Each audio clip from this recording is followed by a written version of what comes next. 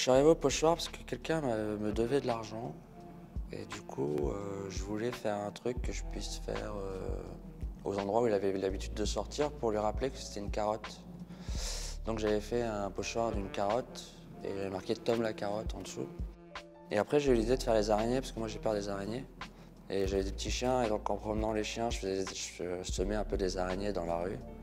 Et puis après, c'est devenu une manie et ça fait toujours peur aux gens. Et c'est un peu ma petite signature officieuse. J'ai voulu faire des pochoirs en rapport un peu avec les événements historiques. Donc j'ai fait pas mal de portraits de dictateurs. Et j'ai commencé à faire de l'urbex il y a 2 ans.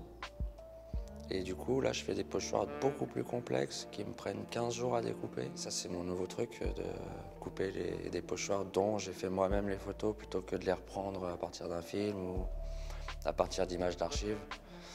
C'est quand même encore plus gratifiant quand c'est moi qui ai pris la photo. Là, je m'attaque de plus en plus au grand format, mais sans avoir besoin de couper les grands formats puisque je projette les grands formats et que je les peins directement sur le mur.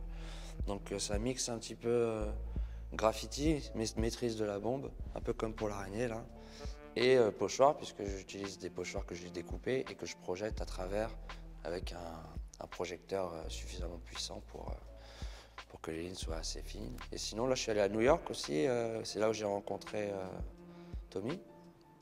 Du coup c'est comme ça que je suis là. C'est-à-dire que je ne serais pas allé à New York et il ne serait pas allé à New York, ben, je ne serais pas venu aujourd'hui. Donc ça c'est quand même, il a fallu aller jusqu'à New York quand même pour venir à Liège.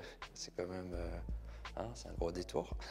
Ici on a été reçus comme des rois. Là, je trouvais que les locaux ils étaient vachement bien, parce que l'éclairage il était nickel, les gens ils étaient dispo. Il y a 3 petites salles, du coup on peut faire 3 mini-expos, c'est-à-dire qu'on peut facilement faire des expos collectives là, dedans par exemple. En plus il y a eu beaucoup de monde, beaucoup de gens qui ne connaissaient pas, c'est-à-dire qu'ils ont répondu aux flyers, ça marche leur truc, quoi.